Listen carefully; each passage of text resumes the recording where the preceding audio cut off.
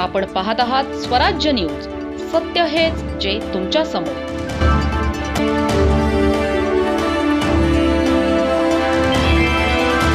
धुळे जिल्ह्यातील शिंदखेडा तालुक्यातील मालपूर गावातील पशुपालकांसाठी दिलासादायक बातमी समोर आली आहे. अनेक वर्षांपासून कायमस्वरूपी पशुवैद्यकीय अधिकाऱ्याच्या प्रतीक्षेत असलेल्या मालपूर पशुवैद्यकीय दवाखान्याला अखेर हक्काचे डॉक्टर मिळाले आहेत. डॉक्टर सुधाकर नागरे यांनी आज अधिकृतपणे पदभार स्वीकारला. महाराष्ट्र पशुसंवर्धन तथा दुग्ध विकास विभागाच्या पुढाकारातून ही नियुक्ती करण्यात आली आहे. यापूर्वी विभागाचे सचिव डॉक्टर रामस्वामी यांनी दवाखान्याची पाहणी केली होती.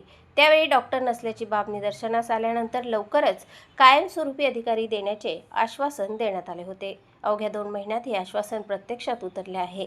डॉक्टर नागरे यांच्या स्वागतासाठी पत्रकार प्रभाकर अडगाळे यांनी शाल, श्रीफळ व पुष्पगुच्छ देऊन सत्कार केला.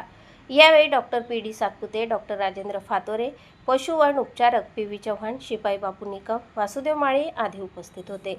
दरम्यान उत्कृष्ट शेतकरी पुरस्कार विजेते दामोदर विठ्ठल अहिरे यांनी दूरध्वनीवरून डॉक्टर नागरे यांना लंपी आजारावरील लसीकरण मोहीम प्रभावीपणे राबविण्याची विनंती केली आहे. कायमस्वरूपी पशुवैद्यकीय अधिकारी मिळाल्याने मालपूरसह परिसरातील पशुपालकांमध्ये समाधानाचे वातावरण निर्माण झाले आहे. प्रतिनिधी प्रभाकर अडगाळे आणि वृत्तनिवेदिका सीमा पाटीलसह स्वराज्य न्यूज, दोंडाईचा. माझं नाव डॉक्टर सुधाकर गंगाधर नागरे.